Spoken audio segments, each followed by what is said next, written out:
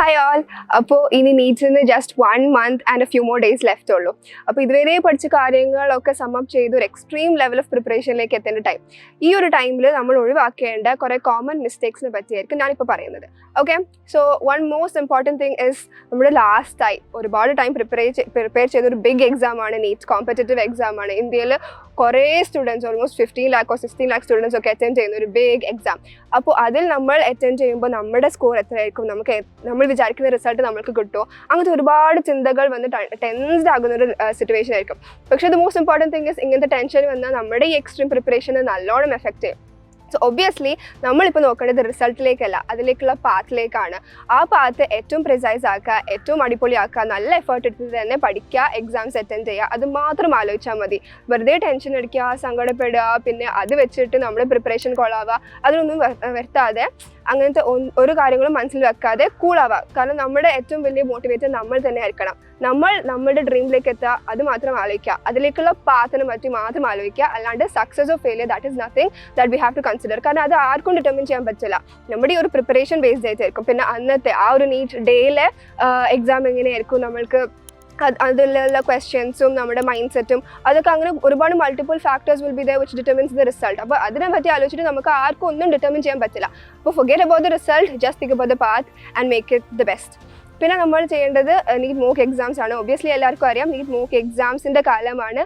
അല്ലാണ്ട് like text തുറക്കുക, വായിക്കുക, അതല്ല. കാരണം obviously NEET is not a വായന test, it is a bubbling test. നമ്മൾ എക്സാംസിൽ ബബിൾ ചെയ്യണം, ക്വസ്റ്റ്യൻസ് പ്രാക്ടീസ് ചെയ്യണം. അപ്പോൾ obviously NEET mock exams attend ചെയ്യണം. അപ്പോൾ അതാരും മിസ്സാക്കാണ്ടിരിക്കുക. ലൈക്ക് കുറേ ടൈം ടെക്സ്റ്റ് ബുക്ക് കൊടുക്കാതിരിക്കുക, എക്സാംസ് അറ്റൻഡ് ചെയ്യുക, എന്നിട്ട് അത് അനലൈസ് ചെയ്യുക. പിന്നെ അതുപോലെ ലൈക്ക് ഒബ്വിയസ്ലി ടെക്സ്റ്റ് വായിക്കണം ഫോർ ബയോളജി ആൻഡ് കെമിസ്ട്രി, അതൊരു മിസ്സാക്കാണ്ടിരിക്കുക. കാരണം till the last week we have to have the NCERT points in our minds. എന്നാലേ നമുക്ക് എത്രയും പെട്ടെന്ന് ബയോളജി ക്വസ്റ്റ്യൻസ് കിട്ടുമ്പം അത് ബബിൾ ചെയ്ത് തീർക്കാൻ പറ്റുള്ളൂ. സോ ഒബ്വിയസ്ലി എന്താ പറയുക, എക്സാംസ് അറ്റൻഡ് ചെയ്ത് കഴിഞ്ഞിട്ടുള്ള ബാക്കി ടൈമിൽ NCERT text for biology and chemistry നല്ലപോലെ വായിക്കുക. അത് according to your time table വായിക്കുക. എല്ലാ ചാപ്റ്റേഴ്സിനും അതിൻ്റേതായിട്ടുള്ള ടൈം കൊടുക്കുക. ഓക്കെ, പിന്നെ നമുക്ക് പറയേണ്ട കാര്യം is about the questions. Like ഇനി 1 month ആണ്. അപ്പോൾ നമ്മൾ കുറേ പുതിയ ക്വസ്റ്റ്യൻസ് ചെയ്തിട്ട് ചിലപ്പോൾ അതൊന്നും നമ്മുടെ മൈൻഡിൽ നിന്നില്ല എന്ന് വരും. അപ്പോൾ ഒബ്വിയസ്ലി ലൈക്ക് ഫിസിക്സ് ഒക്കെ നമ്മൾ ബയോളജി എന്തായാലും ഇനി ക്വസ്റ്റ്യൻസ് ചെയ്യേണ്ട ആവശ്യമൊന്നും ഉണ്ടാവില്ല. സോ ഫിസിക്സും കെമിസ്ട്രിയും ട്രൈ ചെയ്യുന്നുണ്ടെങ്കിൽ തന്നെ അത് ഈ ഒരു ഫസ്റ്റ് 2 weeks ഒക്കെ കൺഫൈൻ ചെയ്യാൻ നോക്കുക. പിന്നെ ബാക്കിയുള്ള ടൈം എന്ന് വെച്ചാൽ നമ്മൾ ചെയ്യുന്ന എക്സാംസിൽ തന്നെ ഒരുപാട് ക്വസ്റ്റ്യൻസ് ഉണ്ട്. അപ്പോൾ അത് അനലൈസ് ചെയ്യുക, അത് തെറ്റിപ്പോയിട്ടുണ്ടെങ്കിൽ കറക്റ്റ് ആക്കുക. അങ്ങനെ അല്ലാണ്ട് കുറേ പുതിയ ക്വസ്റ്റ്യൻസ് കുറേ ട്രൈ ചെയ്യാണ്ടിരിക്കുക. അത് ഭയങ്കര എക്സ്ട്രാ ടൈം ഉണ്ടെങ്കിൽ മാത്രം ട്രൈ ചെയ്യാം. പിന്നെ നല്ല രീതിയിൽ ഫിസിക്സ് ഇക്വേഷൻസ് റിവൈസ് ചെയ്യണം, അതാരും മറക്കരുത്. അത് ലൈക്ക് നമ്മൾക്ക് എന്താ പറയുക, കിട്ടിക്കോളും എന്ന രീതിയിലൊന്നും ആരും നിൽക്കണ്ട. കാരണം നമ്മൾക്ക് ഭയങ്കര പെട്ടെന്നാണ് ഫിസിക്സ് ക്വസ്റ്റ്യൻസ് ഒക്കെ തീർക്കണമെങ്കിൽ ഇക്വേഷൻസ് പെട്ടെന്ന് മൈൻഡിൽ വരണം. സോ ഇക്വേഷൻസും ഗ്രാഫ്സും ഒക്കെ റിവൈസ് ചെയ്യുക, അതാരും മറന്നു പോകരുത്. പിന്നെ ഒബ്വിയസ്ലി നമ്മൾ ഡിസ്ട്രാക്റ്റഡ് ആവരുത്.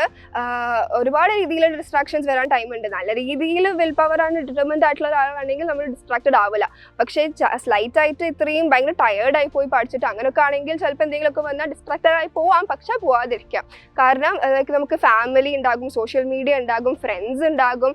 +2 കഴിഞ്ഞവരാണെങ്കിൽ ഒബ്വിയസ്ലി ലൈക്ക് ഈ ഫെയർവെൽ എന്നൊക്കെ പറഞ്ഞിട്ട് ഒരുപാട് കാര്യങ്ങൾ ഉണ്ടാകും. സോ അതിനൊന്നും പോവാണ്ടിരിക്കാൻ മാക്സിമം ട്രൈ ചെയ്യുക. കാരണം കുറച്ച് ടൈം ഉള്ളൂ. സോ ഒബ്വിയസ്ലി ഫാമിലി ഗാദറിങ്സ് ആയാലും ഫ്രണ്ട്സിൻ്റെ മീറ്റപ്പ് ആയാലും സോഷ്യൽ മീഡിയ ആയാലും അങ്ങനത്തെ ഡിസ്ട്രാക്ഷൻസിലേക്കൊന്നും പോകാണ്ടിരിക്കുക.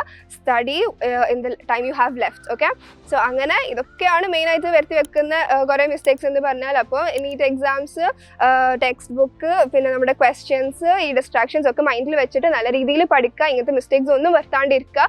കാരണം the time left is very important. So all the best.